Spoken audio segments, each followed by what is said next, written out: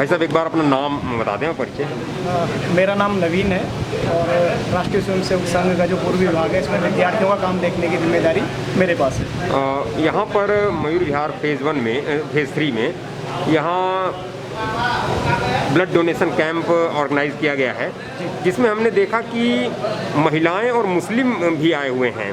तो जबकि कहा जाता है कि मुस्लिम आरएसएस से दूर हैं, तो यहाँ तो बड़ी संख्या में मुस्लिम आए हुए हैं, तो इस पर क्या कहना है आपका? ये एक बनाया हुआ भ्रम है और उसमें संभवतः कुछ लोग फंस भी जाते होंगे, लेकिन जैसा आपने कहा महिलाएं और मुस्लिम यहाँ रक्तदान कर रहे हैं, इसी प्रकार संघ के स्वयंसेवक सभी मुस्लिम बस्तियों में अपने सेवा कार्य को लेकर के भी गए हुए हैं। उनकी सभी प्रकार से जो सहायता का क्रम चल रहा है उसमें उन बस्तियों में जाकर के भी वो काम कर रहे हैं। तो ये बनाया हुआ भेद है जो अपनी अपनी समझ के आधार पर लोग इसको बताते हैं या प्रचारित करते रहते हैं। जैसे अभी यहाँ मुस्लिम बंधुओं ने रक्तदान किया और आपने उनसे बात की होगी तो उन्होंने बताया ये देश के लिए काम कर रहे हैं। जब जहाँ पर देश है तो हम सबके लिए देश सबसे आगे है और देशभक्ति की भावना सबके अंदर है। वो प्रचारित करने वाले कुछ लोग हर जगह होते हैं, तो उसी का वो नकारात्मक पक्ष हमारे को ज़्यादा ही चर्चित होकर के दिखाई देता है। लेकिन मुस्लिम इस रक्तदान शिविर में आए, राष्ट्रीय स्वयंसेवक संघ के आह्वान पर आए, इससे लगता है कि वो एक देश के प्रति जो हमारा भाव है वो सबका एक जैसा है। भारत माता के लिए सभी मिलजुल करके काम करने वाले लोग हैं और ऐसे आह्वानों पर हम किसी प्रकार की कोई सीमाएं, बाध्यताएं, भाषा, प्रांत ये सब नहीं मानते और मिल करके देश के लिए काम करना चाहते हैं। उसी का प्रदर्शन था। एक जिस प्रकार से यहाँ ब्लड डोनेशन कैंप लगाया गया है, दिल्ली में कितने ब्लड डोनेशन कैंप लगाए गए हैं? ऐसा जो संघ की कल्पना है उसके आधार पर अभी तक हमारे जो 10 जिले हैं उन 10 जिलों में रक्तदान के ऐसे शिविर आयोजित हो चुके हैं और 555 यूनिट अभी तक हम Ram Manohar Lohia hospital, GDB hospital और अन्य हॉस्पिटलों को हम अभी तक डोनेट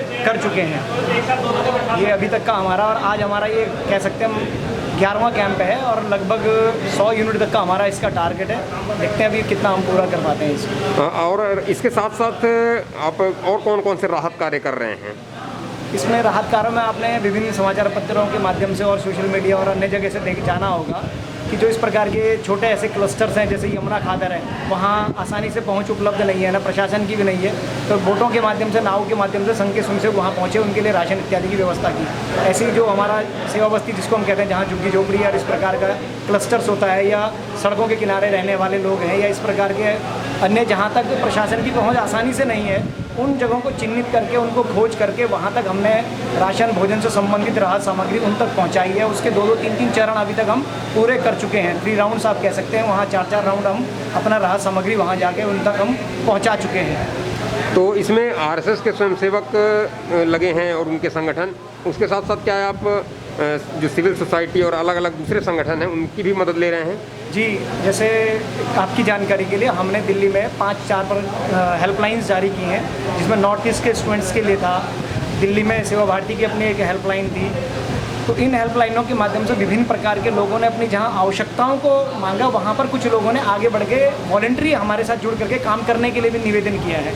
तो समाज के अन्य लोग हमको जब क्षेत्र में आकर के देखते हैं कि ये लोग काम कर रहे हैं, तो वो लोग सिविल सोसाइटीज़ के लिए, RWS के कुछ लोगों ने भी हमारे साथ मिल करके कि हमारे को बताइए हम आपकी किस प्रकार से सहयोग कर सकते हैं या जिसकी ज़रूरत है वहाँ तक हम आपको पहुँचा सकते हैं। इस प्रकार से उन लोगों ने भी सामग्री देने में भी और वहाँ तक पहुँचने में भी हमारी मदद की है। वो लोग भी हमारे साथ जुड़ करके काम कर रहे हैं। जैसे इस रक्तदान में हमने आह्वान किया तो हमारे अपने स्वयंसेवक कार्यकर्ता तो हैं ही, अन्य समाज के अन्य लोगों ने भी आकर के यहाँ पर हमारे साथ वो रक्तदानों को कर रहे हैं।